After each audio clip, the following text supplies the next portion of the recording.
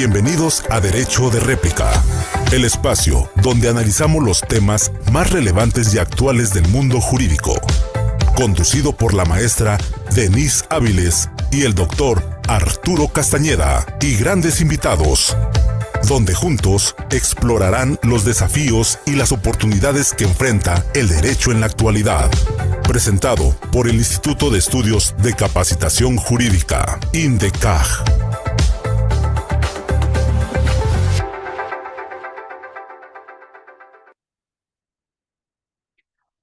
Bueno, pues buenas tardes. Hoy no está mi querida maestra Denise Áviles. Aquí me dejó encargado que les diera el inicio y yo con muchísimo gusto. Hoy tenemos una sesión especial, diría yo, me atrevería a decirlo ahorita que mi querido doctor Arturo Castañeda, titular de este programa, nos comente un poquito, pero está por primera ocasión aquí en INDECAC como invitado nuestro querido amigo el doctor Juan Manuel Guerrero Almaraz, y él estará hoy platicando con el doctor Arturo Castañeda respecto del derecho penal y control social a la luz de la teoría de los sistemas del humano. Y pues mi querido Arturo, indícame si primero leemos la síntesis del doctor o ¿cómo estás primero que nada? No sé si soy yo, es Arturo quien se pasmó.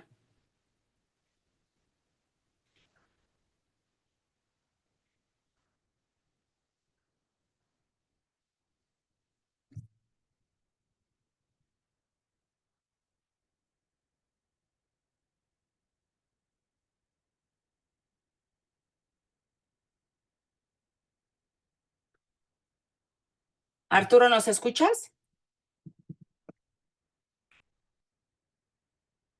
Ale, pues, Ahí creo que ya me escuchan ahí. ya. Perfecto. Sí, era un problema, no sé por qué no podía poner el micrófono, pero ya estamos aquí. Efectivamente, mi queridísima maestra y directora de INDECAJ, mi querida Cris, aquí vamos a estar platicando con nuestro querido doctor Juan Manuel Guerrero, por supuesto, una vez que se pueda dar su presentación con su semblanza. Entonces, pediré rápidamente el uso de la voz para hacer una pequeña introducción y posteriormente, como siempre les digo, mi querido doctor, se sugiere para la estructura del programa una exposición de unos 20 minutos para posteriormente comenzar como una interacción a base de preguntas, pero el programa es tuyo y entonces si necesitas más tiempo o menos tiempo, eso obviamente ya tú lo decides. Así es, mi querida Cris.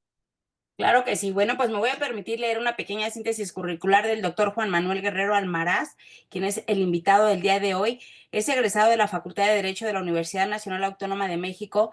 Cuenta con estudios de licenciatura, maestría y doctorado en Derecho con especialidad en Derecho Penal, obteniendo el grado con mención especial.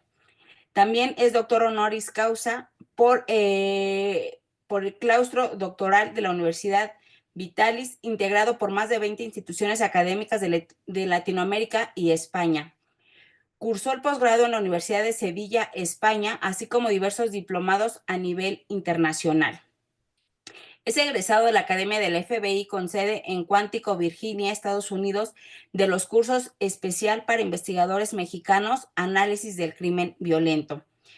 También del curso impartido por el FBI sobre técnicas de investigación para delitos financieros y bursátiles. Es alumno del doctor nunca puedo decir ese nombre, Gunther Jacobs, dentro del diplomado Funcionalismo Normativo, el Pensamiento Filosófico Jurídico Penal, y también es catedrático de diversas universidades, escuelas e institutos del país y Latinoamérica. Pronto va a estar aquí con nosotros también. Es conferencista en temas relacionados con el sistema penal, procesal penal, seguridad pública y justicia penal, así como política criminal, justicia de adolescentes, sistema penitenciario, sistema acusatorio, compliance, juicios orales y temas sobre los cuales ha escrito diversos artículos.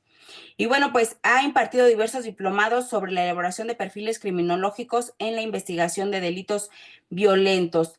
Y bueno, pues esto es un poquito, si no te restaría mucho tiempo, mi querido Arturo, respecto del doctor, pero es importante resaltar que actualmente se desempeña como vicepresidente jurídico para América Latina de la Barra Interamericana de Abogados de la Facultad Interamericana de Litigación y abogado senior del despacho jurídico de la misma barra.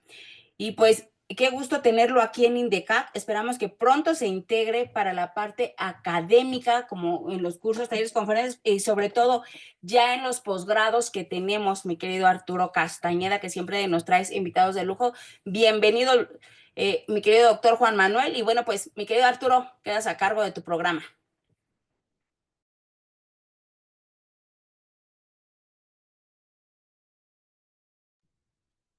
Doctor Juan Manuel, ¿usted sí me escucha? Y muy bien, yo lo escucho muy bien. Ya creo que ya tenemos ahí a Arturo. Sí, algo, si me dicen que se pasma o algo está sucediendo aquí con mi internet. Nada más me ponen aquí si es que no se escucha para cambiarme de red, pero si es que me estoy escuchando y no se pasma mucho, Sí te entonces nada pasmas. más, ¿sí? Entonces, ¿qué te parece, mi estimado amigo, si en lo que me cambio, aunque ahorita me esté pasmando, comienzas con la explicación? Yo en 2 minutos espero ya estar de vuelta y Te estás escuchando bien, ¿eh? ¿ya? Ahorita Ah, te estás escuchando bien. excelente. Ya me escucho bien, ¿verdad? Sí, Bueno, perfecto. Bueno, les comentaba, primero que todo, muchísimas gracias por aceptar la invitación, mi querido doctor. Estamos todos muy contentos de que estés por acá, sobre todo con un tema tan importante, porque hablar de las teorías de los sistemas de Luhmann, pues no es hablar de cualquier cosa.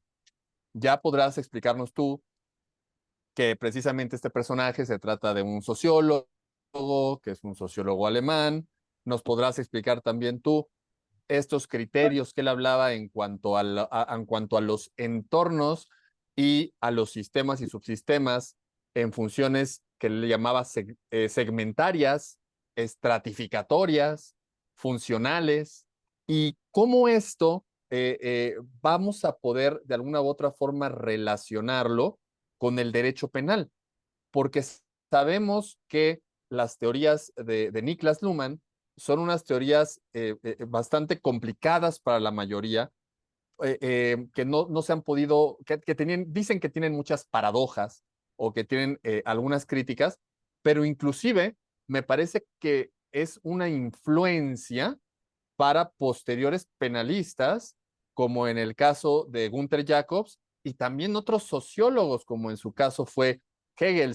Sabemos que el derecho penal principalmente está influenciado por esta filosofía, por esta sociología, y va a ser muy interesante escucharte cómo canalizar estos sistemas de comunicación y cómo estos elementos, inclusive que toman Luhmann desde la biología, como los criterios de la autopoiesis, por ejemplo, pueden ser utilizados en estas formas de comunicación social.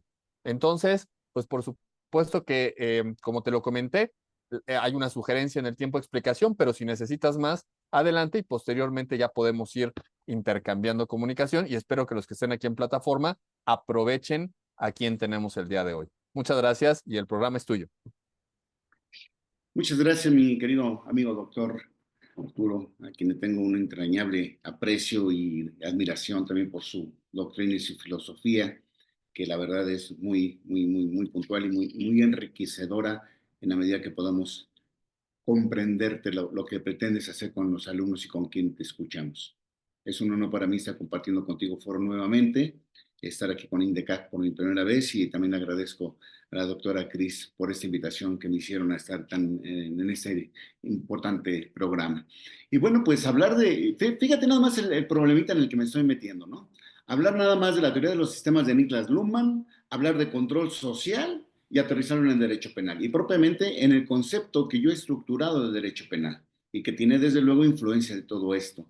Y esto voy a tratar de hacerlo muy fácil, procurar, dije, muy entendible, sin entrar tanto en el estudio de Luhmann tan profundo, porque nos llevaría, pues, yo creo que un curso, no solamente una sesión, sino un curso, hablar de Luhmann y poderlo comprender. Pero vamos a tocar los puntos básicos que nos van a servir para esta cuestión.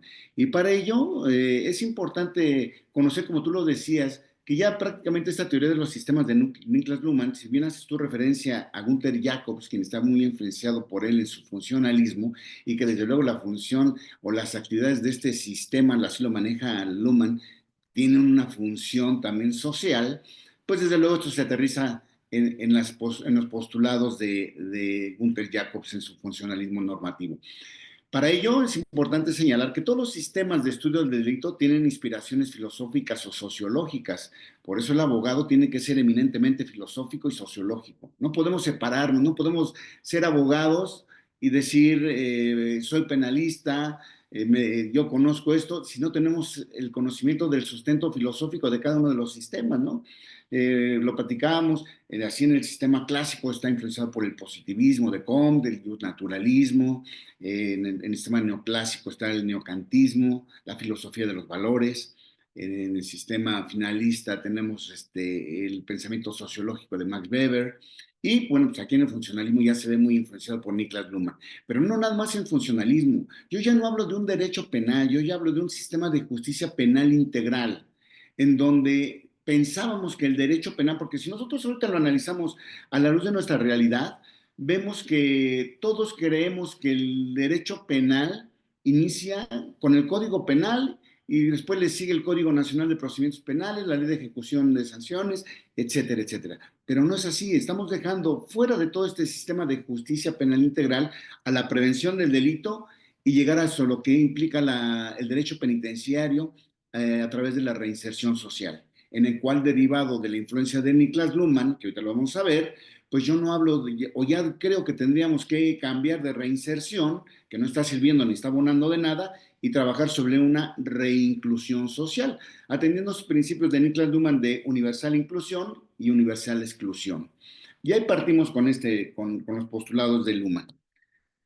Para llegar entonces a aterrizarlo, debemos saber que actualmente ya se imparten doctorados de seguridad pública en donde se estructura esa prevención del delito y el doctorado y la función de la seguridad pública a través de la teoría de los sistemas de Niklas Luhmann. O sea, ya estamos trabajando en ello, en aplicar esta teoría de los sistemas en la prevención del delito a través de la observación. Dice Luhmann, el sistema debe de ser observado por sus mismos subsistemas, desde el interior debe de ser observado el sistema para controlar los entornos, para controlar todas esas crisis que se pudieran presentar dentro del sistema.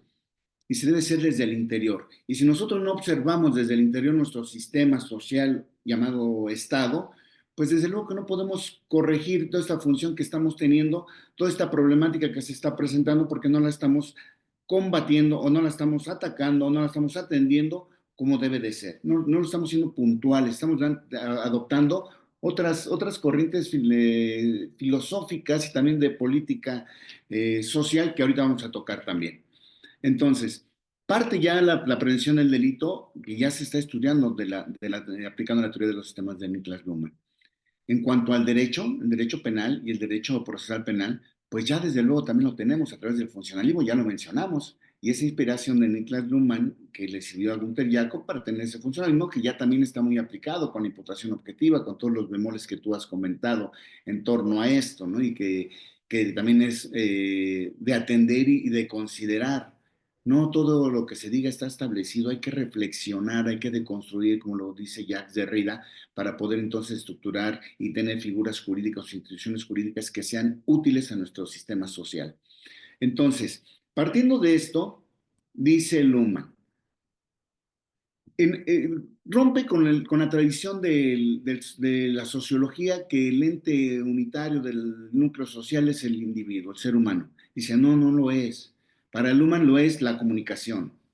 Lo compara como un organismo, dices el organismo, pero al final de cuentas quien entabla esta comunicación no es el sujeto, es la comunicación misma. Por eso él dice la comunicación comunica. Y tiene mucha razón. Efectivamente, nosotros somos un mero medio para poder para poder transmitir esa comunicación, transmitir esa información. Somos unos sistemas orgánicos que transmiten esos sistemas psíquicos llamados comunicación. Entonces, todo el entorno que se presenta en este sistema de justicia penal, pues es a través de comunicaciones, no de personas, sino de lo que comunica la persona. Ese es uno de los primeros postulados que maneja. Porque hace una, como tú lo comentabas, hace una comparación, la autopoiesis del sistema como un ente vivo, como un ente que se autogenera, que se autoconstruye para poder solventar esas situaciones que se puedan presentar al interior del sistema. Y ahí, y si me permiten, me voy a brincar justamente hasta la parte final de este sistema de enjuiciamiento penal, porque si hablamos de autogenerarse, de autocomponerse, la autopoiesis, es lo que tenemos que hacer nosotros en derecho penitenciario. Reincluir al sujeto a la sociedad, pero partiendo de los principios y normas que existen en la sociedad misma. Dices, ¿por qué hablamos de readaptación? Y vamos a reflexionar de esto. Hablamos de readaptación, llegaron los derechos humanos y nos dijeron, no puedes hablar de readaptación porque no son desadaptados social, no son unos enfermos. Pero si también nosotros partimos de que sociológicamente, dentro de otros postulados, el delito es una patología social, pues entonces sí podríamos hablar de unos enfermos sociales. Pero avanzamos y decimos, no pueden ser considerados de esa manera, ni los puedes estigmatizar, ni los puedes discriminar. Y dice, los tienes que reinsertar entonces con los postulados que ya conocemos de trabajo, capacitación de trabajo, salud, deporte, familia, bla, bla, bla. Dice, los tenemos que reinsertar. Pero ¿qué pasa con la reinserción? ¿Por qué reinserción no? Para mi punto de vista. Porque insertas algo en un sistema al cual no pertenece. Por eso se inserta. Ejemplo, se me ocurre un ejemplo muy vago. A nosotros nos insertan una jeringa para insertarnos el medicamento, pero nos insertan la jeringa y la aguja porque en ese organismo, esta aguja, no pertenece a nuestro organismo, no pertenece a nuestro sistema, por eso lo tienen que insertar. Es tanto como una cuestión a fortiori lo que tiene que darse. Lo tienes que meter a fortiori en ese sistema. Y así lo estamos manejando en la reinserción. Pensamos que el sujeto no pertenece a la sociedad y por eso tenemos que reinsertar. Entonces no está funcionando independientemente de que los programas de reinserción social, pues son programas que están ahí porque no los podemos obligar a los sujetos o condicionar a atender esos programas de reinserción porque violan sus derechos humanos. Y entonces están los programas ahí y el que los quiera tomar, los toma y el que no los toma. La cuestión se presenta o el problema se presenta cuando tienen que hacer valer un beneficio preliberacional, un beneficio que concede la ley de sentencias, de ejecución de sentencias, pues entonces, ¿qué es lo que hacen? Pues van y adquieren, compran los programas de educación, de capacitación de trabajo, de deportes, van y los compran y entonces los presentan y te hacen el trámite y van para afuera. No sirvió de nada. Entonces dice Niklas Luhmann, el sujeto dice, en la medida que todos los integrantes de ese sistema, en este caso vamos a denominarle Estado, se comporten conforme a la norma, conforme a los principios que rigen este sistema, van a estar dentro de la universal inclusión. Ahí van a estar. Y a lo mejor ahí manejamos un poco teoría de los roles a propósito de la imputación objetiva. Dicen, deben de comulgar para estar dentro de este sistema, dentro de la universal inclusión. Porque en la medida que rompan con esos lineamientos establecidos al interior del sistema, van a ver, entonces, estos sujetos se van a trasladar a su entorno para caer en la universal exclusión. Para que entonces trabaje con ellos y atienda esta situación que los llevó a atender o desatender esa norma para poder ser reincluidos al sistema social. Es la relación que existe, dice Niklas Luhmann, entre sistema y entorno, a través de la universal inclusión, de acuerdo al que se atiendan los principios que rigen al sistema, y cuando los rompen, cuando los transgreden, se crea inclusive exclusión dentro de la misma exclusión, o la misma inclusión se vuelve espuria, dice Niklas Luhmann, porque se traen las normas que rigen los comportamientos. Y entonces el sujeto es llevado a la universal exclusión. Si nosotros lo representamos toda proporción guardada en que el sujeto rompe con la norma, la transgrede, en este caso una norma penal, rompe con esos principios de la sociedad, esa convivencia armónica, transgrediendo o dañando bienes jurídicos tutelados o poniéndolos en riesgo, y entonces los envían a la universal exclusión. ¿Cuál es la universal exclusión? Aterricémoslo, prisión preventiva, ¿no? Los vamos a excluir de la sociedad, porque anteriormente pasaba eso, todos eran excluidos y todos eran recluidos, ¿no? Con ese famoso término medio, y ahorita con lo de la prisión preventiva oficiosa, de la reforma del 19, que también tiene otro tema, y espero que me dé el tiempo para poderlo platicar, porque está súper interesante eso, ya lo hemos comentado.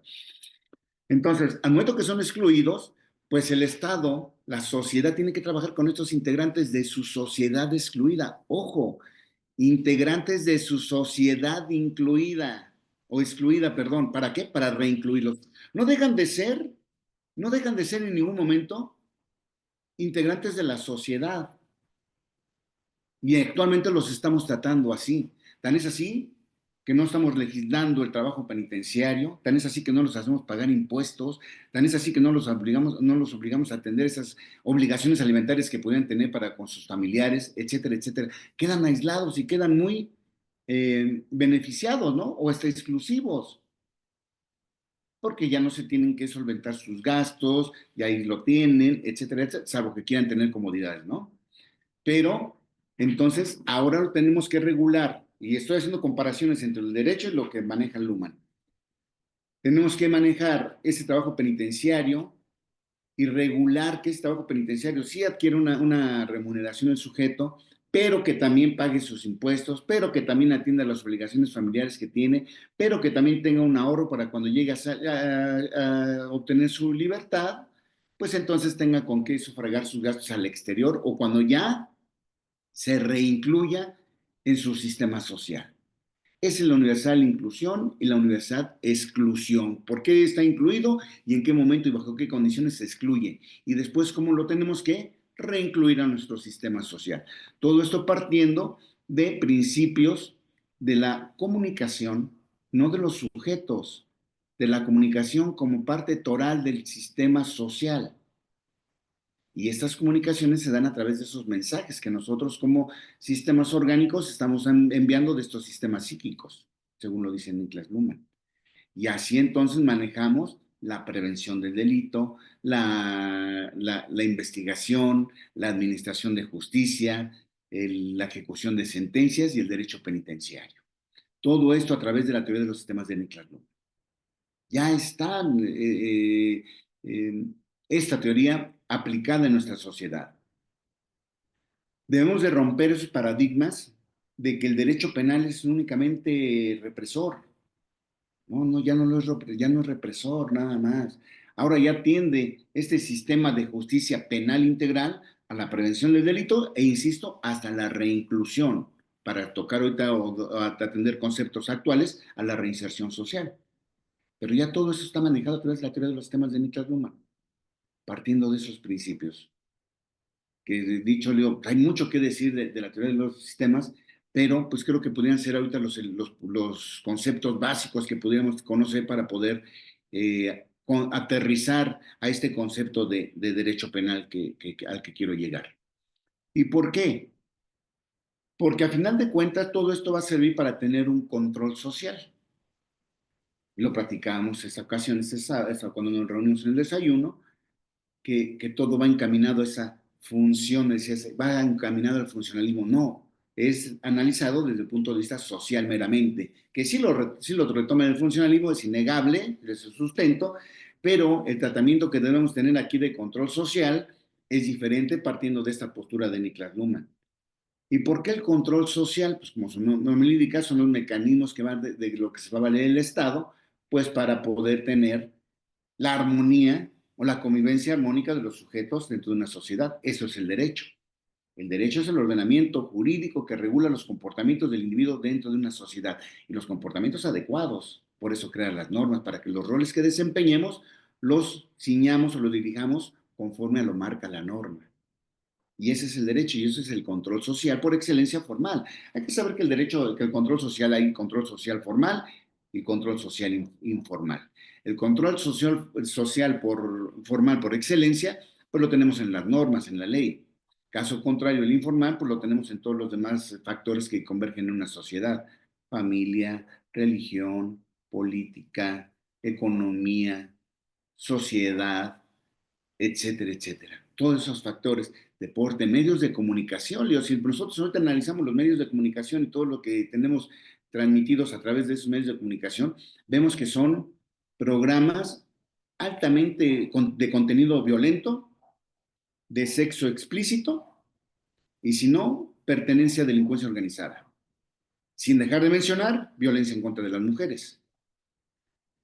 Esos son los mensajes que estamos mandando nosotros como Estado a la sociedad y creamos una sociedad de esa manera. Digo, ¿por qué nos sorprende que tengamos una sociedad violenta si los medios de control social informales, que son los que más influyen dentro de la sociedad, van con el de alto contenido de esa violencia, de esa pertenencia a grupos organizados de delincuencia, de violencia contra la mujer, de violencia sexual, de lenguaje ofensivo?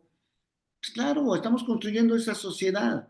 Esa es la sociedad que estamos construyendo a través de esos mensajes, el Facebook, el Internet. Si nosotros entramos a Internet, podemos encontrar páginas donde podemos conseguir armamento para guerra. Lástima que ahorita no tengo aquí los elementos y no se los demostraba que eso es cierto. Y eso es control social. Eso es lo que el Estado pretende formar de su sociedad. Por eso no nos sorprenda estas reformas que se están presentando, ¿no? Nos están diciendo, y ahora ya dejo control social, para no abusar mucho del tiempo y no se me escape, dejo control social, ya hablamos de unos principios fundamentales muy básicos, una repasada muy rápida de teoría de los sistemas, ya hablamos de control social, que lo que tenemos que saber básicamente es que hay formal e informal, cuáles son los formales, la ley, y los informales, todos los demás que convergen en la sociedad. Y cómo se estructuran estos para realizar programas de políticas públicas, programas de política criminal, cómo lo estamos utilizando. Para ello, pues es necesario que nosotros conozcamos de política, de la psicopolítica, de la biopolítica y de la necropolítica social. Porque para eso se va encaminado todos los planteamientos de las políticas públicas. ¿Qué pasa con la psicopolítica? Esa psicopolítica que se utiliza, ese manejo, esa sutileza para poder tener un control de la mentalidad, del pensamiento del sujeto. En cambio, la biopolítica ve a esos sujetos como unos regeneradores, unas personas que huyen y que pretenden proteger a través de planteamientos de política, de programas, al huir de la necropolítica. ¿Qué entendemos por la necropolítica? Todos aquellos sistemas que se dan en los estados para provocar violencia, como feminicidio, como violencia familiar, como narcotráfico, etcétera, etcétera, etcétera. ¿Les suena? ¿Les hace eco en algo que tenemos en nuestra sociedad? Pues es necropolítica. ¿Por qué tenemos ahora, hoy por hoy, altos índices de violencia sexual, altos índices de violencia familiar y altos índices de feminicidio? Pues porque inconscientemente nosotros como Estado estamos realizando esa necropolítica. Ahora resulta que el sujeto es desechable. Recuerden, atiendan a esto, y ahora me transporto nuevamente a penitenciario.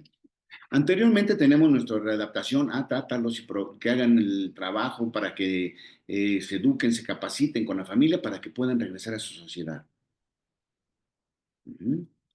Después, no, reinsértalos, trátalos bien, etcétera, bla, bla, bla. Y ahora con nuestra reforma, y ahí voy a la reforma de diciembre del 31. Ahora, deséchalos, ya no te sirven. Cualquier delito, estamos lejos de tener una política de mínima intervención del derecho penal, la estamos incrementando. Estamos incrementando, y esa es la crítica que la gran mayoría de las personas están haciendo la reforma de la prisión preventiva oficiosa por el incremento del catálogo de delitos. Porque entre más delitos, pues más desecho de las personas. Pues ahí déjalos, ¿no?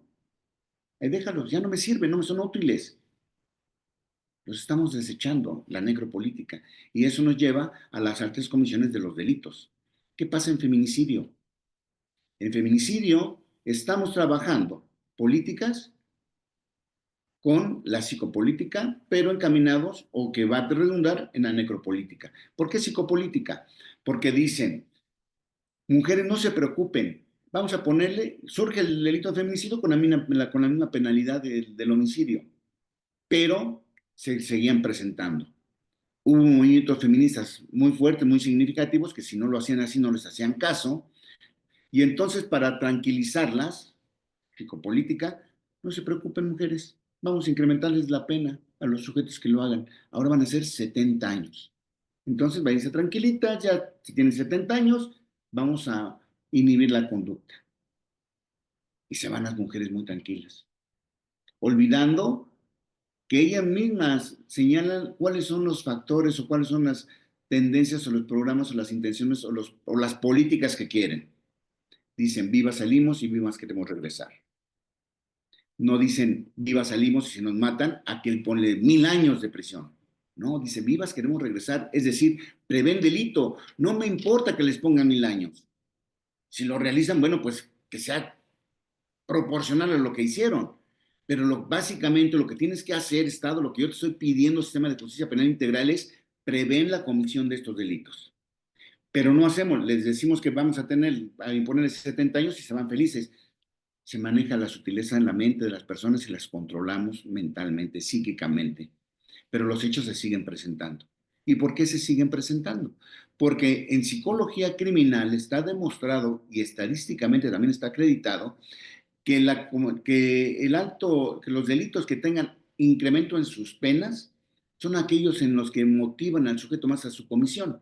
De manera tal que en los países que los delitos tienen como pena la muerte, la pena capital o la prisión vitalicia, la cadena perpetua, son los delitos que más se cometen, porque psicológicamente, dice la psicología criminal, incentivan al sujeto a la realización del delito. Por eso, la política de incremento de penas no es funcional en nuestro sistema. Debemos atender a lo que realmente está aconteciendo en nuestra sociedad. Regreso a Luhmann. Debemos nosotros, observadores desde el interior del sistema, observar como subsistemas, observar el sistema para poder entonces dar programas o planes para la prevención de esos delitos. Es decir, vamos a ver cuáles son los factores que están llevando al sujeto a delinquir y a delinquir de esa manera para entonces atacar esos delitos desde su prevención y no solamente reprimirlos con penas altas, porque eso no es asequible para nuestra sociedad y por eso estamos teniendo una sociedad con necropolítica, manejada desde una base de la psicopolítica y la estamos aterrizando en la necropolítica. Qué grave que sea esto así, porque pues entonces lo que estamos generando nosotros son sujetos desechables y llevando a una sociedad altamente violenta. No podemos hacerlo de esa manera porque entonces pues vamos a llegar a este caos. Estamos teniendo un caos provocado por los mismos programas de política pública. Y retomo la reforma. Dice la reforma, si mal no me equivoco, y ojalá si me equivoco, corrígeme por favor, querido amigo. En la justificación de la reforma dicen que incrementan esos catálogos de delitos para inhibir a la sociedad o los sujetos a la comisión de estos delitos, dejando la prisión preventiva oficiosa como medida cautelar. Bendita cosa. Ahora resulta que con una medida cautelar vamos a prevenir el delito. No, por favor, que no nos dejemos llevar por esos conceptos.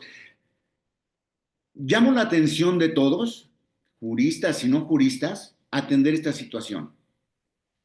¿Por qué? Porque normalmente el abogado nos vamos a decir, no, es que ahora ya ni debate va a haber, porque ya dice el párrafo que debe de ser aplicado a la literalidad y sin ningún debate. Entonces ya no va a haber debate en la prisión, en la medida cautelar de prisión preventiva oficiosa y nos quejamos de eso, de estas, los derechos humanos, las sentencias de la corte, etcétera, etcétera. Hacemos un drama de todo esto, de una medida cautelar. Cuando el problema no es la medida cautelar, señores, eso es lo de menos. El problema es el efecto que está teniendo esa reforma, ese contenido de política en nuestra sociedad. ¿Qué sociedad, qué tipo de sociedad estamos creando con esa reforma? Déjese la prisión preventiva oficiosa, ¿eh? ¿Qué se está creando de sociedad con este tipo de criterios y con este tipo de políticas públicas? Eso es lo que nos debe de preocupar. ¿Qué sociedad estamos formando? ¿Qué sociedad están formando con esos criterios de política? El debate de la medida cautelar, la verdad que ni merece. Porque si somos realmente justos en esto, debe de seguir habiendo debate. Porque por un lado tenemos nuestra Constitución en sus primeros artículos, primero que se atiende al derecho pro persona, que va inmerso de ese derecho pro persona, que todo lo que le favorezca al sujeto se tendrá que aplicar en esa convencionalidad. Y por otro lado tenemos, porque es el espíritu de toda la Constitución, de todo este sistema de enjuiciamiento acusatorio, pues es garantista, es convencional, es pro persona. Y no pueden llegar dos párrafos, perdón, 2 o 3 renglones del artículo 19 en donde diga, se tiene que aplicar a la literalidad. ¿En serio? ¿Y cuál aplico entonces? ¿La esencia de la Constitución y del sistema acusatorio que es pro persona? ¿O estos dos rengloncitos que dicen que no hay discusión? Por eso actualmente hemos visto que hay jueces que han dado la convencionalidad y aun cuando se trata de una prisión preventiva oficiosa, lo debate y ha concedido otra medida cautelar. Claro, claro, pues tenemos que atender a eso, tiene que haber debate, tenemos que atender al pro persona. ¿Le es más favorable la reforma? Pues apliquemos la reforma, ¿no? Pero si no le es más favorable, no le protege más los derechos al sujeto, discúlpeme, pero tiene que haber debate, debe de atenderse a la convencionalidad. Pero le vuelvo a repetir, eso es en cuanto a debate de juristas y de sociedad desechable, de que no importa, no me interesa lo que haga, mételo. Exclúyelo, mando la universal exclusión como medida cautelar. Entonces, esta necropolítica es donde el Estado hace o toma decisiones políticas sin importarle la sociedad. Qué grave. Y por eso tenemos esta sociedad como la tenemos, por estas determinaciones de política pública. Pero para eso pues, hay que conocer estos conceptos de biopolítica, psicopolítica y necropolítica aplicados a las políticas criminales, para saber y entender lo que nos están haciendo en el derecho y cómo va a trascender en nuestra sociedad. ¿Cómo va a llegar a nuestra sociedad? No podemos tener sujetos o individuos desechables. No, porque lo estamos considerando en el derecho penal, pero esto va a surtir efectos en toda la sociedad y todos vamos a ser desechables por cualquier circunstancia. Atención con esto, ¿eh? Y esto es donde viene el human y dicen, si ustedes subsistemas que están al interior del sistema, pues observen su sistema, deconstruyan y aporten lo que pueda ser útil para ello. Todo esto es lo que nosotros debemos de considerar y que es lo que ahora es el derecho penal.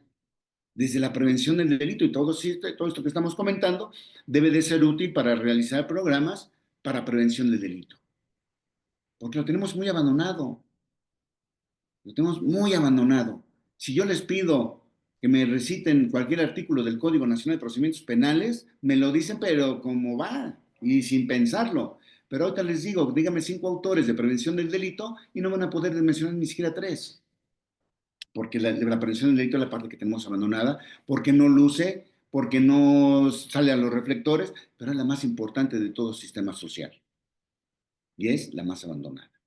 De ahí, entonces, partiendo de estos principios de Luhmann, del control social, pues bueno, yo he estructurado un concepto de derecho penal que para mí es la parte del ordenamiento jurídico cuya finalidad principal es la protección de bienes jurídicos esenciales para la convivencia armónica de los individuos dentro de un sistema denominado sociedad-estado, a efecto de lograr su universal inclusión, a través del cual se conceptualizan determinadas conductas como delitos, cuya realización las asocia con una consecuencia jurídica consistente en una privación de la libertad o medida de seguridad, y para aquellos que son susceptibles de ser excluidos, universal exclusión.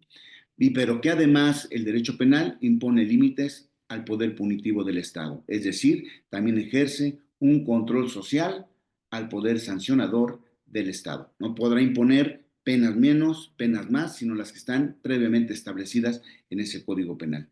Entonces, atendiendo a que se busca la protección, el respeto a los derechos de las demás personas, ¿para qué? Para que estemos incluidos en esa universalidad del sistema.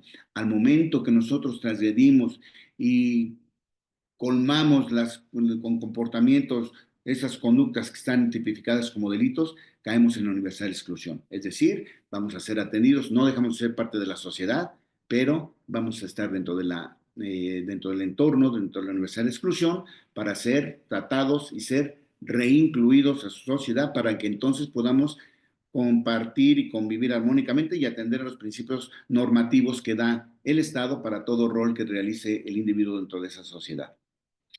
Pues así muy rápidamente, que desde luego tendríamos mucho tema para recortar con esto y explicar por qué se estructura cada uno de estos principios o bases del concepto de derecho penal que he acuñado y que rompe con esa de la rama y el conjunto y que del derecho público, etcétera. Formación que desde luego nos es útil en la licenciatura, pero digo, ahora ya estamos en maestrías, en doctorados, tenemos postdoctorados, posgrados, y creo que debemos ya de cambiar esos conceptos. Ya sabemos que es del derecho público, tenemos que acuñarlo en base a nuestra experiencia y a nuestras vivencias que hemos tenido a lo largo de nuestra carrera.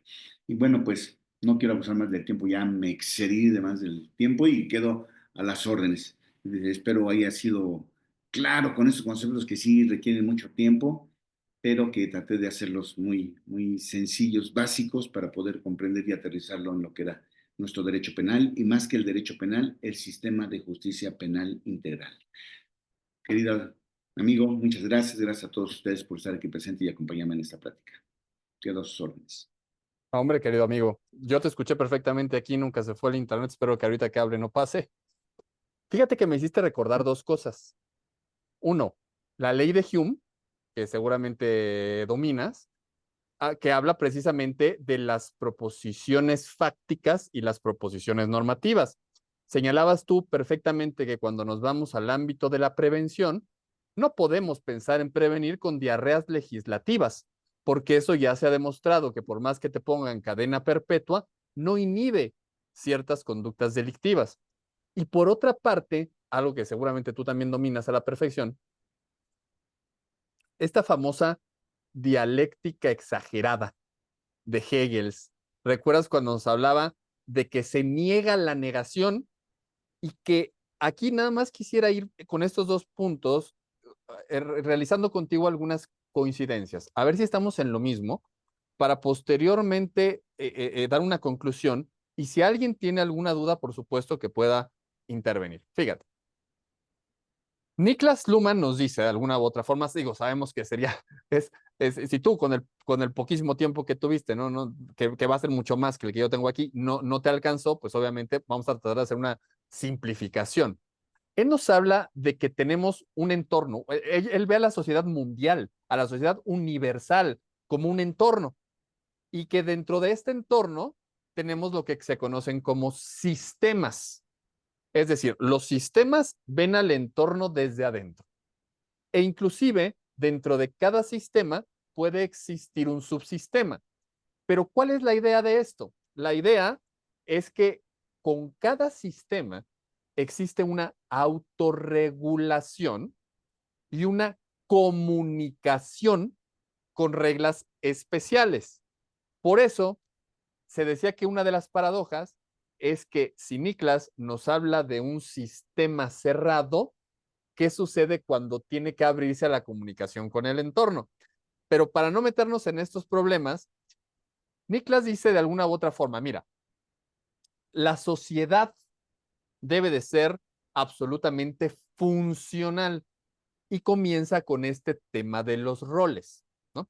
Inclusive de ahí, cuando ya se absorbe esta parte, que no es otra cosa, quiero que a ver si estamos de acuerdo. Estamos de acuerdo, mi querido amigo, que una cosa es la teoría funcionalista social y otra cosa, la teoría de la imputación objetiva jurídica, es decir, estamos de acuerdo en que si bien es cierto, una tiene influencia sobre la otra, son dos cosas que nacen diferentes, aunque paralelas, porque hay muchos, ojalá y en tus conclusiones se lo puedas aclarar o si alguien tiene duda, que creen que cuando están hablando de funcionalismo, hablan de un funcionalismo jurídico en específico.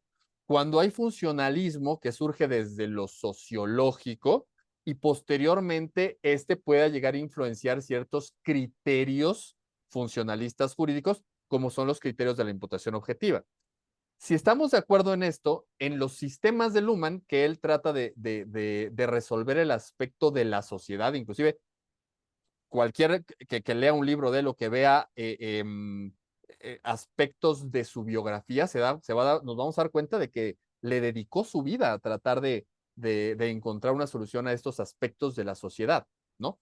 Entonces, para Luhmann, ahora que tú, obviamente hay que regresarnos al tema. El tema es derecho penal y control social, pero el derecho penal no es nada más teoría de la norma o teoría del delito. Inclusive platicábamos la otra vez tú y yo que si a mí o a ti nos preguntaran qué es delito, pero vamos por la calle y alguien nos pregunta qué es delito, no es lo mismo que nos pregunten en un aula de sistema procesal penal en donde le vamos a decir que es la conducta típica antijurídica y culpable, porque delito es tan diferente dependiendo de la rama en donde lo analices. No es lo mismo el delito desde el punto de vista criminológico que el delito desde el punto de vista sociológico, que el delito desde el punto de vista jurídico. Tan es así que en esto que comentas, insisto, que lleva un poco más la balanza hacia el punto de la prevención, porque además tú eres un experto, veía en tu currículum, que tú eres el que has implementado precisamente estas teorías de los sistemas de Niklas Luhmann en los aspectos de seguridad pública y de seguridad ciudadana. Entonces, fíjate cómo ahí tenemos una bifurcación entre el aspecto preventivo y el aspecto reactivo del derecho penal.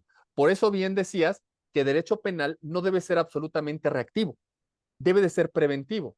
Pero no es lo mismo la prevención que te ponen en un tipo penal con un resultado formal en donde hay un peligro abstracto, peligro concreto, que la prevención fáctica, como por eso mencioné la parte de la ley de Hume, porque la ley de Hume es la que nos va a ayudar precisamente para entender toda esta parte. Entonces, para ir concluyendo, mi querido amigo, si esto es así y sabemos que el derecho penal es el brazo fuerte del Estado dentro de uno de sus controles sociales, porque es un control social.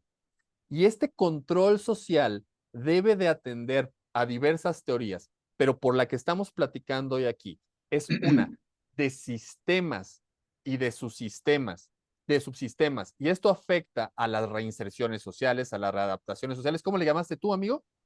Reinclusión.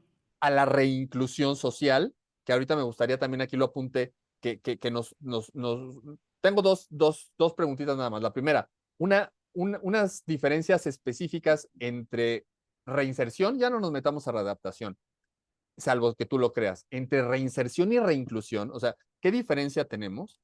Esta parte que tú bien dices que nos ves como, que nos pueden ver como desecho, pero que hasta cierto punto tiene su nacimiento también en la inocuación que se puede hacer del ser humano con teorías como el derecho penal del enemigo, que no sé qué tan relacionado puede estar en tu biopolítica o en tu necropolítica, ¿no? Y por último, fuera de esta prevención, si realmente estamos hablando de sistemas y subsistemas con autorregulación propia, con autopoiesis, con comunicación específica, ¿qué tanto recomiendas respetar esa comunicación del sistema para al menos mantener un orden? O en el momento de que este sistema perciba que en el entorno para los que no están tan familiarizados con la teoría de Niklas, el entorno es lo que está fuera del sistema. A medida que este sistema reconozca en el entorno una comunicación distinta a la de su sistema, ¿qué tan peligroso es aceptarla de facto sin que pase quizá por un filtro normativo? Repito estas dos. Uno, diferencias específicas entre reinclusión y reinserción, y esta paradoja de los sistemas para entender si en derecho penal, qué tan abierto puede estar un sistema o subsistema a su entorno sin que pase por un filtro en específico que pueda llegar a hacer que implote el subsistema. No sé si me expliqué, mi querido amigo, que seguro que Sí, si muy no, claro, muy claro. muy bien. Sí, fuiste muy claro. Mira, primeramente, ¿por qué? Ya di algo muy rápido de por qué no reinserción desde el punto de vista gramatical y por qué reinclusión. Reinclusión porque pues hablamos de la universal inclusión de los conceptos de Luhmann. Digo, si hablamos de inclusión y exclusión, si al sujeto lo excluyo y lo voy a regresar a su sociedad, a su sistema, pues lo voy a reincluir, porque ya estaba incluido, porque nunca ha dejado de pertenecer a ello. Nunca. Entonces no lo elimino, no lo desecho, sino lo rescato. Entonces, si ya está incluido y por una circunstancia fue excluido, para regresar a la sociedad lo voy a reincluir, partiendo de estos conceptos de Luhmann de universal inclusión y universal exclusión. Pero también, ¿qué conlleva esta situación de la autopoiesis? Que que se regeneren, que se autocompongan. Entonces, dentro de ese mismo sistema penitenciario, pues tenemos que regenerarlo, lo tenemos que componer. Pero, ¿cómo lo vamos a componer si el sujeto, si atendemos sociológicamente que es una patología social, cómo lo vamos a sanar si lo dejamos a su deriva? ¿Cómo vamos a curar a un enfermo si no lo llevamos con el médico? ¿Y cómo lo vamos a sanar si lo llevamos al médico y no le aplicamos el tratamiento? Él va a decir, no quiero tomar el medicamento. Pues lo vas a tener que tomar. Aterrizado ahorita en reinserción y reinclusión. En la reinserción lo decía, están los programas de reinserción de trabajo, capacitación de trabajo, educación, familia, salud, deporte. Pero son programas que están ahí y los toma el que quiere. Porque por sus derechos humanos no los podemos obligar a tomarlos, ¿no? Claro. Estamos delegando sus Ahora, derechos amigo, perdón humanos. que te interrumpa ahí. Ya estamos en ese momento en el que podemos interrumpirnos. Tú también lo puedes hacer con mucho gusto. Esta parte que hablas tú de la patología, me suena, salvo que tú me corrijas, más hacia al positivismo, a la parte clásica que tenía que ver con la readaptación. Tú eres el que me vas a decir si sí o no, porque en ese momento nosotros veíamos precisamente al delincuente como alguien que había nacido para ser delincuente, y la readaptación nos decía precisamente que teníamos que readaptarlo, es decir, que curarlo. Esta parte de la patología, entonces también la podemos relacionar con la reinserción para hacer una diferencia con la reinclusión, o vendría siendo otro punto. Es otro punto porque recordemos aquí que son factores que llevan al sujeto a cometer ese hecho. Entonces vamos a ver cuáles son esos factores que lo condicionaron al realizarlo y realizarlo de esa manera para entonces trabajar con ello. Trabajar exprofeso por ello. ¿Cuáles son los factores que llevaron a que no conviva armónicamente con la sociedad? ¿Qué lo llevó a ser diferente?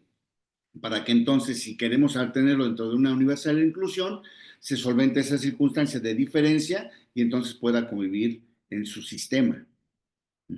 Pero si lo dejamos a que él lo haga, no tanto que lo obliguemos o tanto que esté enfermo, sino que ese plan de trabajo, como le llaman ahora en la ley de ejecución de sentencias, ese plan de trabajo debe ser encaminado a solventar eso. Pero si no trabajamos en ver qué es el factor que lo llevó a detonar ese hecho delictivo, pues nunca lo vamos a poder reincluir. Lo vamos a poder regresar a la sociedad, pero no reincluirlo. Lo podemos insertar, pero no lo vamos a reincluir. no va a comulgar con la sociedad.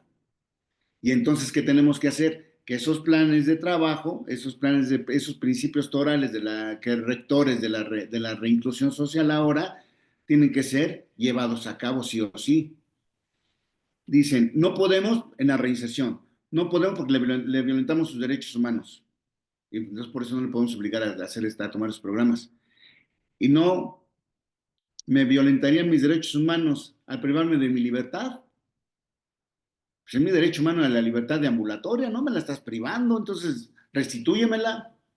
Ah, no, no puedes, es una excepción. Ah, pues entonces también en esas circunstancias exceptúa los demás derechos. Tu derecho a la libertad de trabajo, tu derecho a la libertad de educación, tu derecho a la libertad de convivencia de la familia, todos los programas rectores. Entonces te van a suspender, así como le suspenden. ¿Cuáles son los derechos que le suspenden únicamente a los políticos? Es para qué nos interesa, ¿no?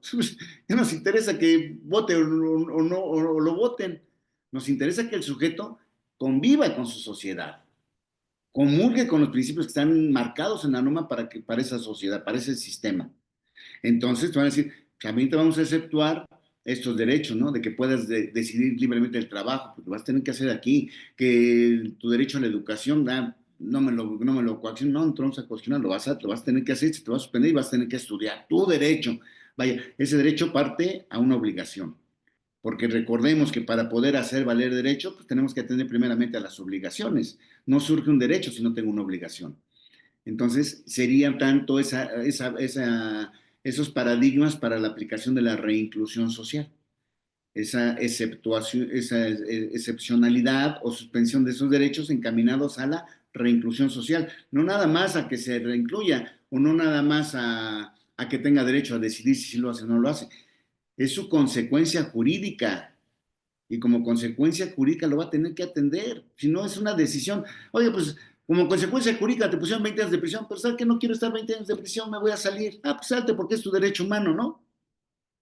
Es la excepcionalidad a tus derechos, porque estás sufriendo una consecuencia jurídica. Si lo quieren denominar ya más grotescamente, pues es tu pena, ¿no? Es tu castigo. Lo que ahora ya no hablamos de un derecho penal, no un derecho castigador o sancionador, sino un derecho que reinserta, que previene. Entonces, en ese concepto, digo, si lo quieren ver así crudo, pues es tu pena. Manejado en este tenor que estamos nosotros ahorita comentando, pues es tu consecuencia jurídica de lo que tú realizaste, es la consecuencia de tus actos. Y ahora vas a tener que hacer esto para solventar tu acto.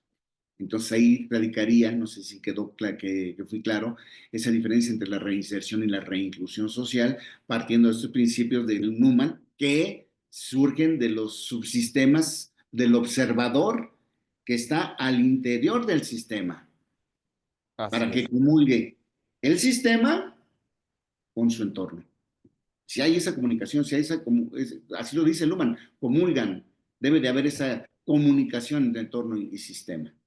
No sé A si mí me queda bastante claro. ¿Qué te parece si antes de que demos respuesta a la segunda y última al cuestionamiento que te hago, damos oportunidad para que los que están aquí en plataforma nos digan si les quedó clara esa parte o si hay alguna otra pregunta o algún otro tema, aprovechemos que tenemos aquí a mi querido amigo y doctor. Y por favor, espero que lo hagan como muchas otras ocasiones y efectivamente prendan su micrófono y que no me los intimide mucho. Ahí está. Mi estimado Alberto, adelante.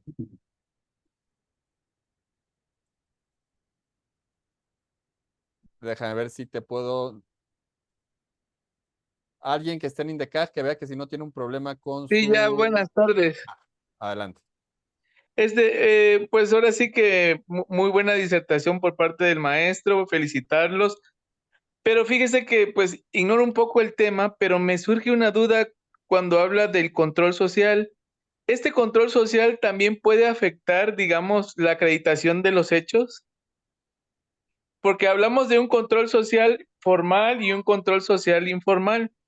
Pero estamos hablando porque él lo relacionó con las políticas públicas, con la política criminal, pero me surgió la duda si este control social, digamos que ya estando, digamos, ya aterrizándolo al derecho penal, puede afectar la acreditación de un hecho penal, ya estando en una audiencia, ya estando, digamos, ya ejerciendo prácticamente esta teoría del Human, ¿puede afectar algo o acreditar o no acreditar una circunstancia, o yo lo estoy confundiendo, querido maestro Arturo? Muchas gracias por tu intervención, gracias por tu interés en el tema y gracias por estar aquí presente. No tendría que afectar nada. Recuerden que el control social lo establece el Estado justamente para poder tener un orden social a través de un orden jurídico. Entonces, no lo afecta, no lo afecta. Lo único que tú, digo, pues ahora si lo aterrizamos al derecho penal o al procesal penal, pues a lo mejor tendríamos nada más que hacer el ejercicio de la teoría del caso, ¿no? Tenemos el hecho fáctico y ese hecho fáctico que acontece en la sociedad, si se encuentra controlado socialmente por una norma, una norma penal, por un tipo penal. Y entonces adecuarlo. Dice, bueno, es que el Estado te dice, para que tengas convivencia armónica en tu sociedad, que respetes la vida de los demás. Y te lo establece como norma, ¿no? Dice, no puedes privar de la vida a otro. ¿Para qué? Para tener un control social y respetes ese derecho humano del derecho de la persona. Pero entonces llega un sujeto y priva de la vida a otro. Ya transgrede ese control social, ya transgrede esa norma. Entonces vamos a ver si ese hecho fáctico encuadra perfectamente en lo que quiso pretender el Estado a través de la creación de ese tipo penal, para ejercer ese control social que se realice. Pero, como tú lo dices, ya a posteriori, ya en procesamiento, ya en lo que es administración de justicia. Y aquí lo que yo propongo es que no solamente sea en tipos penales, sino también en prevención del delito, que creo sería lo importante a realizar. Pero no afectaría, ¿eh? No afectaría. Siempre y cuando esa realidad del hecho se colme en la norma que da el Estado para ejercer ese control social a través de esos aspectos formales del control social, como es la norma. No sé si soy Sí, claro. sí, maestro, muchísimas. Y otra preguntota ahorita, disculpe, aprovechando. Y bueno, hablando de esta política criminal, ¿tiene que ver algo o creo que no sé si estoy confundiendo las cosas? Por ejemplo, usted habla, la prevención social, que hay que prevenir el delito, pero esta prevención tiene que ver un poco con, digamos, no sé, con el tipo de política que tenemos. O sea, por ejemplo, y estaría hablando ya un poco de política de izquierda, de política de derecha. A lo mejor estoy metiendo un poco esta cuestión, pero usted habló de la prevención social, pero la prevención social no está relacionada, digamos, nosotros como país que somos mexicanos, que tenemos, por ejemplo, ahorita un tipo de política de izquierda, y entonces ese tipo de política de izquierda tiene un tipo de prevención del delito, y si tuviéramos otro tipo de política, como sería de derecha, ¿tendría otro tipo de prevención social o estoy confundiendo las cosas? Disculpe la pregunta. Muy válido, no te preocupes, es muy buena pregunta además. Mira, aquí las cuestiones de política, de política propiamente de Estado, lo que es los de izquierda, los de derecha, los de centro, parten de lo que yo le decía. Por eso es importante conocer estos aspectos de la política, porque surgen o parten de los programas de la biopolítica, de la psicopolítica y la necropolítica. Entonces yo por eso les decía, cuidado con lo que está haciendo ahorita la reforma, porque eso no va a trascender de manera directa, afecta hacia la medida cautelar para el debate, pero de manera indirecta y más preocupante es lo que va a impactar a la sociedad, porque ¿qué estamos haciendo de sociedad con ese tipo de determinaciones o de principios políticos o aspectos políticos que están emitiendo? Ya hablaba de la necropolítica, que son sujetos que ya caen en una violencia familiar, en un feminicidio, y eso es lo que estamos haciendo, ¿no? O sea, el problema no es el debate, el problema es que estas determinaciones están llevando a una sociedad violenta, en una sociedad donde no tenemos respeto por los grupos vulnerables, aunque digan, es que sí estamos trabajando en ello, ¿no? Pues todas las políticas son encaminadas a proteger a la mujer, al niño y adolescente y a los adultos mayores. Sí, pero ¿cómo estamos haciendo esa política? La estamos realizando a través de incremento de penas, pero nunca a través de prevención del delito. Y ese incremento de penas nos está llevando a una alta comisión de este tipo de delitos. O sea, estamos generando sociedades violentas, ya sea de derecha o izquierda, con este tipo de criterios de política biológica, psicológica o necrológica, pues vamos a crear una sociedad de este tipo, independientemente de si sea partido de derecha, izquierda, centro, ultraderecha o tantas cosas que hay. Aquí los problemas son los aspectos sociales que están originándose derivado de estas determinaciones y de este tipo de decisiones que están tomando nuestras autoridades y que realmente es de preocupar. Muchísimas Bueno, gracias, Alberto, maestro, y nada saludos más desde rápido, Chiapas. rápido, mi estimado Alberto. Obviamente ya fue una respuesta magistral la que ha dado mi querido amigo. Para complementar un poco, acuérdense que yo siempre les he dicho, con los que he platicado, parece que el derecho es el que controla una sociedad, pero en realidad es más bien aspectos políticos y económicos los que van controlando esto. En aspectos de Niklas Luhmann, pudiéramos decir que lo ideal sería, porque él habla de sistemas, el sistema financiero, el sistema político, el sistema económico. Pero no sé qué tan de acuerdo esté mi amigo doctor Juan Manuel, en que en realidad pareciera que el sistema es el sistema económico de poder y dentro de este sistema tenemos subsistemas que dependen del mismo, porque efectivamente tú no puedes ver en un estado de corte comunista un código penal parecido al de un estado de corte neoliberal. Por supuesto que para bien o para mal, la influencia del poder político y social va a terminar en este sistema o subsistema, o como termine siendo, modificando o doblegando la parte del derecho penal. Por eso cuando hablamos de políticas criminales, tal y como deberían de ser desde el aspecto del deber ser, estamos hablando de circunstancias que pudieran ser fácticas preventivas o normativas hasta donde pueda llegar la reacción o en su caso la supuesta prevención. Pero en estos casos vamos a darnos cuenta de que si lo que mueve a la sociedad es el poder económico, esta política criminal, cuando se desfasa de la comunicación o de la regulación de tu sistema, debería ser expulsada por la propia autopoiesis. Lo que no sucede por aspectos no de política criminal, sino de una criminal política. Yo inclusive tuve la oportunidad de dar en algún momento una plática a Fiscalía de la Ciudad de México en donde le dije, para que la política criminal sea política criminal, debe de estar a la par, debe de estar armonizada con tu propio sistema y con la comunicabilidad. Cuando esta política criminal rompe con esa armonización, ya no es política criminal, es un capricho del empoderado. Entonces, por supuesto que tú leíste perfectamente bien que cuando estamos hablando de controles sociales, estamos hablando de temas criminológicos, estamos hablando de temas quizás sociológicos, pero que no van a afectar a lo que comunicativamente hablando, por decirlo de alguna manera, las reglas, lo normativo comunicacional del sistema del derecho penal, se te va a imponer ya dentro del sistema de las audiencias. Son dos cosas que, si bien es cierto, se van a apoyar en alguna u otra manera, como es la criminología, decimos que no es ciencia, pero como una disciplina auxiliar del derecho penal, a la existencia de una política criminal desfasada de la regla del subsistema.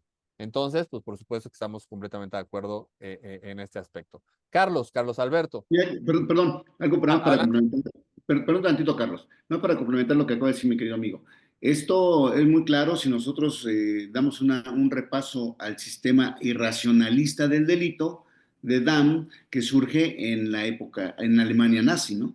En donde solamente había un elemento que era delito y desde luego todo encaminado a las cuestiones que van en contra del Estado. Ahí está el clarísimo ejemplo.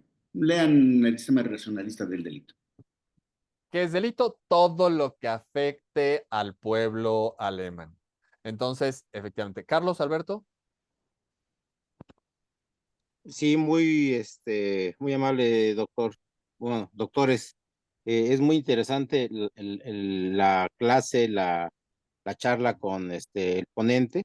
Y precisamente para eso quería yo comentar sobre el tema de la necropolítica, que efectivamente, como hace rato preguntó el abogado Alberto Tocayo, en el sentido de que si tiene una relación directa el partido o la corriente que está en el gobierno para efecto de establecer diversas reformas a distintos ordenamientos legales, incluida la Constitución, evidentemente sí va a haber una modificación porque se entiende, y en ese sentido yo quisiera, así nada más hacer un comentario muy breve sobre el tema de la reforma al Poder Judicial, porque se estaba entendiendo que al estar en un estado democrático de derecho, pues es el ciudadano, es el demos, el pueblo, quien va a ejercer el poder a través de su voto y tendría en su caso todo el derecho de intervenir en la conformación de los distintos poderes de la Unión, no solo del Poder Ejecutivo y del Legislativo, sino también del Judicial. Y en ese sentido, me parecería que sería una buena actitud tener una disposición hacia esta amplitud democrática. No podemos decir que el ciudadano no tiene la capacidad de elegir a sus jueces, pero sí a sus gobernantes, cuando es de todos sabidos que obviamente el elegir a un gobernante, a un presidente municipal, a un gobernador, a un presidente de la República, pues evidentemente tiene una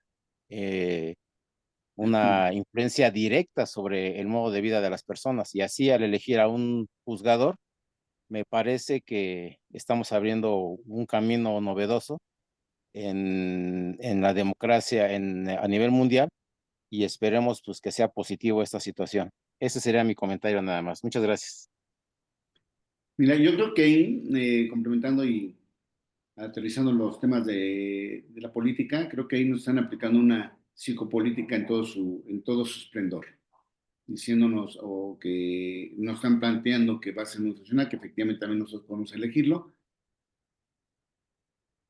Quiero ver, quiero ver que realmente va a acontecer como nos están prometiendo, como nos están metiendo en la psique esa situación. Esa es justamente un claro ejemplo de psicopolítica, que todo el planteamiento que nos hacen nos convencen, nos armonizan con esa postura y decimos, sí, sí es correcto. Que se lleve a cabo, espero que así sea. Pues bueno, ya saben que este programa es precisamente para disentir respetuosamente. Y yo respeto absolutamente lo que dices, mi estimado Carlos Alberto, pero por supuesto que no lo comparto. Mira, basta leer un poquito y basta darte cuenta de todos los países, porque salvo Bolivia, que me parece que tiene grandes complicaciones en elegir a sus jueces, no hay uno solo otro, y también es mentira lo que dicen de los Estados Unidos, porque me parece que son pocos estados, y acuérdate además ahí que no es que elijan a un juez como aquí, allá quien decide es el jurado. Entonces, fíjate que cuando tú hablas precisamente de este demos y de este kratos, de este poder del pueblo, en realidad vas a darte cuenta que existen dos tipos de democracias, una democracia participativa, una democracia representativa. En México, la verdad, no tenemos ninguna de ellas. Y si efectivamente se ha dado este aspecto en todos los niveles respecto a ciertos servidores públicos que crean leyes como funciones formales y que ejecutan o administran una sociedad o un país conforme también a sus aspectos no materiales, vamos a darnos cuenta que ellos sí se deben a esta democracia que te digo representativa o participativa de lo que el pueblo pudiera llegar a querer. Pero los jueces no pueden estar a disposición de lo que el pueblo pudiera llegar a querer, porque nos hemos dado cuenta últimamente en aspectos mediáticos que el pueblo podemos llegar a querer que linchen a muchas personas, pero como desconocemos como pueblo cuáles son las normativas y las importantes comunicaciones en un sistema procedimental penal, así como desconocemos aspectos filosóficos, epistemológicos, teleológicos de la teoría del delito, de la teoría de la norma, pudiéramos llegar a realizar o a cometer gravísimas equivocaciones si creemos entonces que el pueblo tiene la capacidad de escoger a expertos. Termino con un ejemplo. Es como si tú vivieras en un fraccionamiento y mañana, en vez de que tú tuvieras oportunidad de decidir y de elegir con base a aspectos técnicos al arquitecto que va a construir o remodelar tu casa, se lo dejemos a todos los demás, comunes o vecinos que viven por ahí, y les mandas una listita con los arquitectos que pueden llegar a estar seguramente o supuestamente facultados para ello, y que ellos decidan cuál es el arquitecto que va a realizar tu casa.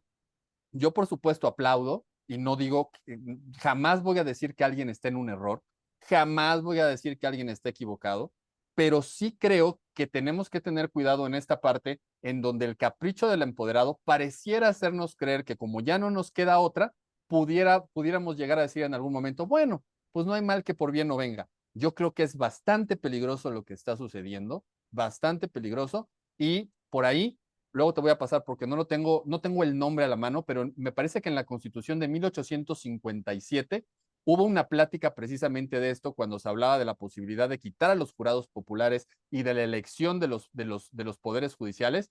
Y uno de los diputados en ese momento se aventó un discurso bastante técnico de por qué no es razonable que un pueblo escoja a sus juzgadores. Te la debo, me comprometo a tratar de buscarlo por ahí, o si alguien lo tiene a la mano, lo encuentra, que lo ponga en el chat. Pero esto es muy importante y ojalá y posteriormente también pudiéramos hacer un programa de esto porque tiene bastantes bemoles. No sé qué opinas tú, mi querido amigo. Sé que fuiste bastante moderado, pero pues la realidad es que este programa es para eso, ¿no?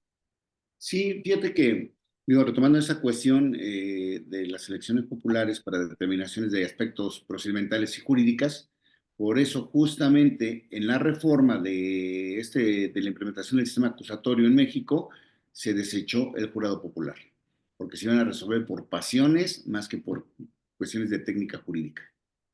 Y pues ahora estamos regresando a lo mismo, ¿no? Digo, a lo mejor digo, no dudo de la capacidad de las personas que puedan llegar, pero sí creo que hay ciertas circunstancias por considerar. Imagínate, querido amigo, como en mi caso no dudar si con los que tenemos de carrera judicial, luego los que postulamos, nos damos cuenta de algo. Imagínate que alguien que ni siquiera en su vida haya podido tener una experiencia así. A mí sí me preocupa bastante, pero por supuesto que Claro. mi querido Carlos, como derecho de réplica, si tienes algo también que comentar, nosotros te escuchamos porque es la idea de este programa, no quedar bien entre nosotros mismos, siempre respetuosos y elegantes de los argumentos con quien disentimos, pero escucharnos. No quiero llegar a la frase de aquí escuchamos, no juzgamos, porque sí juzgamos y bastante bien, pero siempre de manera respetuosa, mi querido Carlos, por si quieres comentar algo más. En lo que se anima o no se anima, Pues, nada más para no, finalizar. perdón, doctor, sí, de hecho estoy consciente del riesgo tan grave que se puede generar por este hecho de que se elijan a juzgadores. Desde mi punto de vista, la misma reforma establece los mecanismos de acreditación de las habilidades para asumir este cargo de juzgador, lo que no es así, por ejemplo, en el caso de diputados o de titulares del Poder Ejecutivo, que tal vez debería también de regularse, para que así como se piden requisitos mínimos para ser juzgadores, también se deberán de pedir estos requisitos mínimos para ser representantes populares del Legislativo y del Ejecutivo. Pero yo creo que ahora sí que paso a pasito y vamos a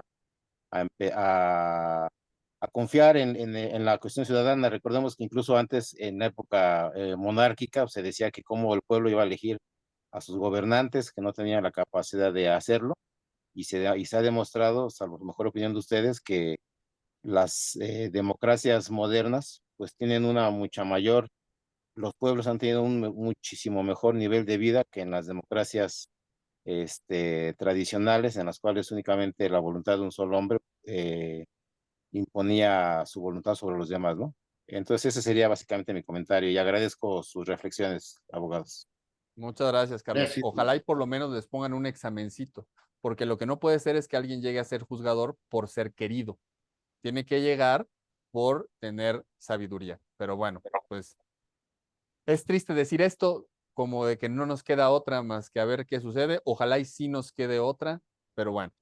Eh, Mi querido amigo, obviamente con alguien como tú, yo te lo decía, siempre nos pasamos de tiempo, aunque empezamos un poquito tarde. Nada más déjame leerte una pregunta que está en el chat. Siempre le damos eh, pues prioridad a los que prenden su micrófono, pero no queremos olvidar a los que están en el chat. Por supuesto que está nuestro querido amigo en común, Ricardo Casarín, quien te felicita.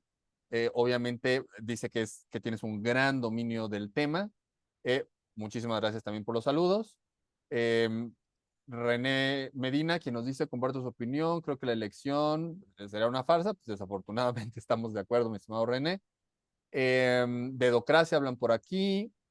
Juan Carlos Marín dice, si nos adentramos en la teoría de Luhmann y sus palabras claves de teoría, sistema, subsistema y diferenciación, ¿debemos esperar una evolución a la óptica del delito piramidal?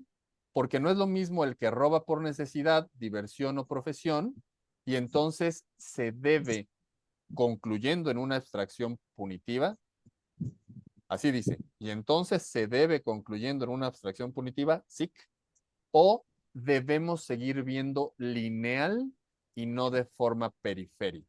¿Qué tendríamos que decirle muy concretamente, mi querido amigo? Mira, yo creo que aquí tenemos que ver lo periférico ya, no el hecho en sí en abstracto, sino que no debemos de ver todo el entorno que converge para la realización de esa conducta. Efectivamente, pues si vemos el robo de famélico, pues por eso ya, para que los conceptualizamos ahí, si vemos a analizar ese entorno que tiene, lo periférico que acontece alrededor de él, y va a tener nula sanción, ¿no? No va a tener consecuencias jurídicas, siempre y cuando se cumplan determinadas condiciones y requisitos que impone la misma ley. Entonces, aquí creo que debemos de analizar bien qué tenemos qué plasmamos en nuestras normas.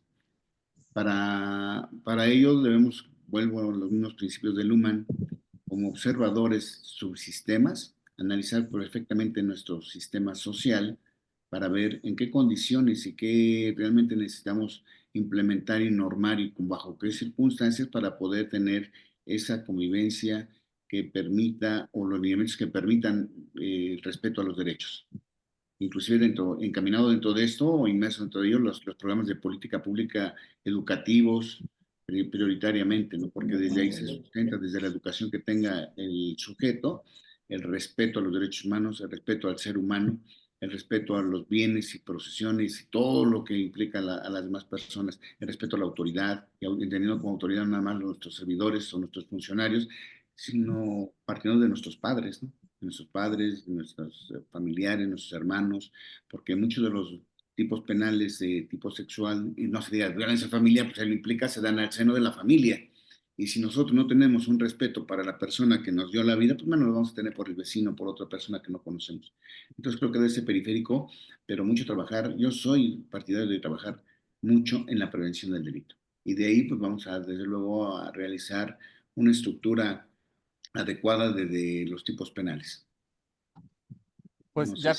con esta terminamos, mi querido amigo. Nos dice, ¿cuál es su punto de vista, doctor, para que al efecto de que a través de un control social las personas privadas de su libertad puedan generar ingresos para el pago de las reparaciones del daño a la víctima y no solo cumplan con sus obligaciones alimentarias, tal como usted lo explicaba, porque los privados de la libertad tampoco se preocupan por ese pago de reparación en favor de las víctimas?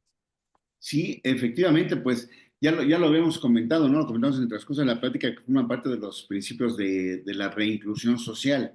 Regular ese famoso trabajo penitenciario, no es de que quiera trabajar, sino que tiene que trabajar, que haya programas de convenios con empresas para que den el trabajo penitenciario. Y efectivamente, dentro de eso, si hay reparación del daño, decía que pague, que se le pague al sujeto, desde luego, todo trabajo también debe ser retribuido, que se le pague, pero de ese pago también debe de destinarse pues a su pago de impuestos, digo, forma parte de la sociedad, ¿o por qué? Porque ya está recluido, ya no paga impuestos. Si todos tenemos que pagar impuestos como parte de la sociedad, como integrantes de ese sistema social, pues tenemos que pagar impuestos. Que si tiene que darle dinero a la familia, pues que le dé dinero a la familia. Que si tiene que ahorrar, que ahorre. Y si tiene que haber una reparación del daño, pues ya ahí mismo que se destine un porcentaje para su reparación del daño. Todo lo que se tenga que atender, inclusive digo, pues que ahorre para cuando salga, pues ya también lleve algo de los recursos, ¿no? Forma parte, desde luego, que de una política de la reinclusión social a través de ese control social y de las partidas de las políticas de Niklas Luhmann. Desde luego que eso, yo estoy en favor de ello. Creo que hay mucha mano de obra altamente calificada, ya se demostró en tiempos anteriores, en los años 70, a lo mejor muchos de ustedes todavía ni nacían, pero la mano de obra penitenciaria elaboraban las placas de los vehículos para circular y el PET lo trabajaban y tantas cosas. La ropa de los uniformes de los servidores, de los empleados de gobierno que utilizaban uniformes, los confeccionaban al interior de los reclusorios. Esa mano de obra que puede ser de excelente calidad. Entonces, desde luego que así es, desde luego que estoy de acuerdo con eso. Pues mi querido amigo, no nos queda más que agradecerte, esperando obviamente que pronto estés nuevamente con nosotros y un placer haberte escuchado, aprender de ti y que todos nos permitas irnos con estas ideas que podamos utilizar. Te mando un abrazo y sabes que se te estima, que se te admira, que se te respeta y sobre todo muchísimas gracias a todos los que estuvieron en plataforma, todos los que nos siguen en el Facebook. Gracias por prender sus cámaras, gracias por prender sus micrófonos. Este programa lo hacen ustedes, se lo repetiré muchas veces. Así que, pues no me queda más. ¿Algo con lo que te quieras despedir? Sí, pues agradecerles a todos los que estuvieron presentes en estar presentes en este tan importante tema. De verdad que es importantísimo que, como lo comentaba con mi querido Ricardo Casarín, a quien le mando un fuerte abrazo también, De aquí anda. presente, que es un tema que lo tenemos muy abandonado, que es sumamente importante y lo tenemos muy abandonado. Normalmente nos ponemos a hablar de cuestiones que le vuelvo a repetir, que venden, ¿no?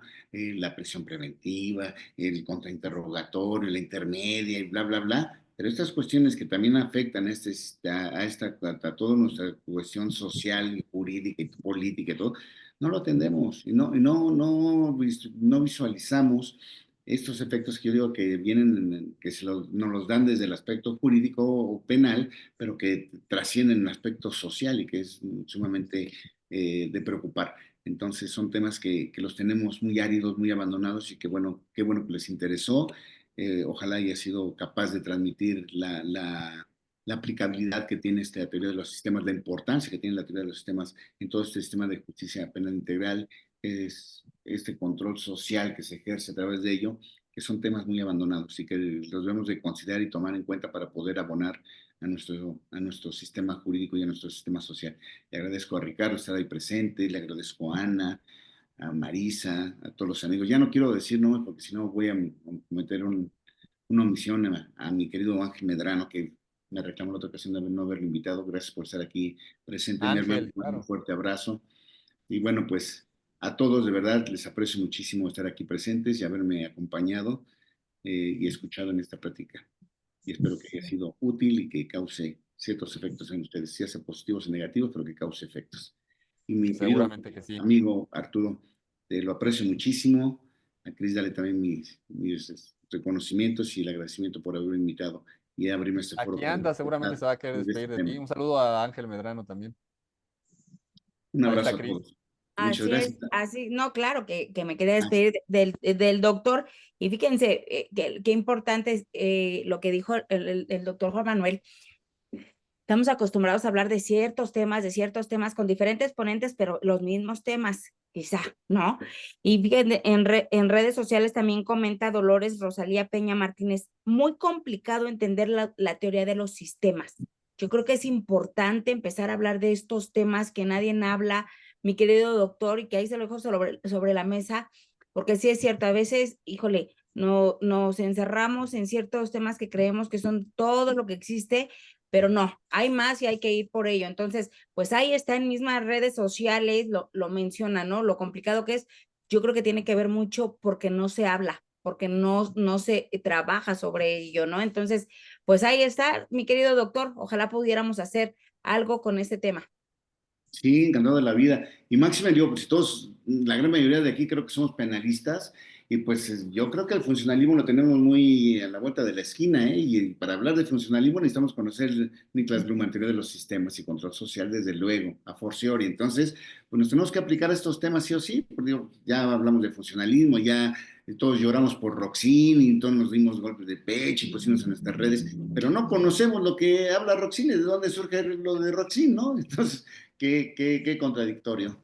Ármate un temario, mi querido doctor, para que puedas llegar a dar un curso y que expliques esto que platiquemos hoy, que ya no sigan confundiendo funcionalismo con imputación objetiva, que vean cuál es la liga, cuál es la funcionalidad, qué tiene de utilidad, cuál es la aplicabilidad, que hables de los controles sociales, inclusive en maestrías, hemos tocado tema de sistemas, de subsistemas, hemos tocado alumnos, hemos tocado muchos, pero por supuesto que por ciertos temarios no se da la misma profundidad. Entonces, ármate algo, aquí está la Reina Midas, y con la autorización de la misma, entonces que puedas dar un curso, que puedas ofertar un curso para los que estén interesados.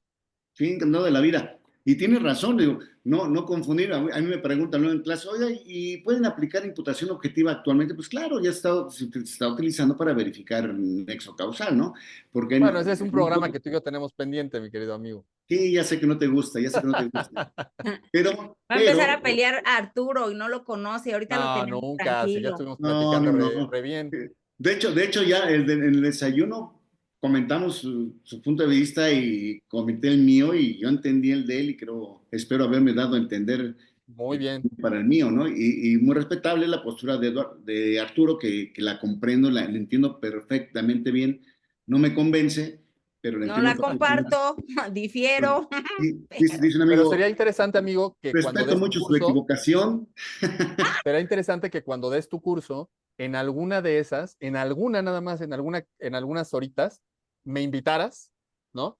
Y no como un debate a los que están acostumbrados de sangre, sino No, como no, un no. intercambio de argumentos Y hay en que donde aportar nadie quiera argumentos, convencer a nadie y que claro. cada quien cree su propio criterio. Pero sería muy interesante escuchar las dos vertientes porque sé que eres un apasionado y estudioso de la imputación objetiva y platicar de las vertientes de los diferentes autores y de cómo pudiéramos llegar a materializarlo o no en una audiencia. Sí, claro, sí, porque ya la idea es aportar, conflictuarse, no crear controversias banales, sino Claro. aportar, ¿no? Pero sí, efectivamente, no necesariamente hablar de imputación objetiva, nos tenemos que ir necesariamente al funcionalismo. Hay que recordar que cuando Roxin toma su postura de funcionalista, la teoría de la imputación objetiva ya existía antes con Goñ. Entonces, ya no me la retoma Roxin, pero todos pensamos que Roxin es una falsa apreciación de la realidad jurídica. ¿No? Entonces, Y por lo eso que no necesariamente, no lo platicábamos, tenemos que asociar. y lo que platicábamos, ¿no, mi querido amigo? De que para Jacobs la norma es el rol. La norma es el rol. Entonces, desde ahí vemos delitos dolosos, culposos y que pareciera que incumples el rol, incumples la norma. Porque para Jacobs lo que importa es la vigencia de la norma. Pero para Roxin lo que importa es el bien jurídico o el bien tutelado. Entonces, son dos perspectivas que a veces en México, como desconocemos, queremos hacer como una mezcla, una ensalada de criterios de imputación objetiva de a ver cuál me convence o a ver cuál no me convence. Y a veces estos chocan. Entonces, por eso yo creo que es importante, inclusive yo siempre lo menciono, para poder criticar constructivamente un tema, debes de conocerlo. Entonces, si tú vienes y das este curso para que conozcan todas estas partes de las diferencias de lo funcional sociológico y lo funcional jurídico, imputación objetiva, diferentes autores, ya van a tener mayores herramientas para poder empezar a tomar decisiones. Entonces, creo que es importantísimo. Y prohibición de regreso. Prohibición de regreso. Fíjate cómo la prohibición de regreso, como lo Que decíamos, también, no es lo mismo para Jacobs que para Roxin, que para Frank. Teresa. Dicen por ahí que me da calambre. No, pero, pero la realidad es que para poder hablar de eso tienes que conocerlo, porque no puedes decir a esto sí o a esto no. Ahora, lo que yo siempre digo, en una metodología tienes que primero gatear, después caminar, después correr y ya después soltarte, ¿no? Entonces, pues ojalá y si nos pases un temario, será muy interesante, mi querido amigo. Sí, muchas gracias, claro, vamos a estructurarlo y será un placer. Digo, ya lo hemos comentado tú y yo en lo personal esta diferencia, pero sí también estaría rico exponerlo con nuestros criterios y nuestras opiniones ante conocedores también del derecho, que Así es. son nuestro público que nos acompaña. Siempre para sumar nada más, mi querido amigo, para enriquecer y aportar. Así Pues es. así es, mi querida Cris. Así es, pues bueno, ahora queda ya a cargo del doctor Juan Manuel, mi querido Arturo, la estructura de este curso, ya se las estaremos presentando en INDECAC, ¿sale? Pues mi querido doctor, bienvenido a INDECAC y esperamos que pronto podamos ya estar compartiendo con usted ya dentro de la plantilla docente. Muchas gracias por todo eso. Esperemos que así sea y que sea muy pronto. Un Bueno, abrazo, amigo. Cris. Muchísimas gracias y rápidamente nada más para cerrar porque acabamos de abrir en otra sesión al doctor Gerardo Campos Malagón, que acaba de mencionar que está ya por lanzar la especialidad en audiencias orales. Pronto vamos a tener noticias de esa gran especialidad en audiencias orales del sistema acusatorio y lo comento porque dentro de esa plantilla docente se encuentra mi querido Arturo Castañeda, que va a ser el único, ¿cómo se puede decir, mi querido Arturo? Instructor, docente, profesor, que no es juez. Qué Dentro de responsabilidad. esa plantilla docente de la especialidad en audiencias orales del sistema acusatorio, de la cual ya el lunes estará toda la información en las redes sociales de INDECAC. Entonces, pues mi querido Arturo, a seguirle. Pues me voy a pronunciar hasta que lo hagan, a lo que hagan valer, pero todo el mundo sabe que para mí es un honor que en una especialidad con un juez tan querido, tan reconocido, tan importante, como lo es mi querido doctor Campos Malagón, pues me haya dado el grandísimo honor, algo quizá he de decir ahí medio decente, como para que se me permita ser titular de una materia tan importante para poder utilizarla en las audiencias del sistema penal mexicano. Entonces, pues ya me pronunciaré después para no crear ahorita un conflicto hasta que sea completamente formal, pero muchas gracias a todos. Vale, pues muchísimas gracias a todos. Muchas gracias, abrazo a todos y a todos los que nos acompañan en las redes sociales y en Facebook. Gracias.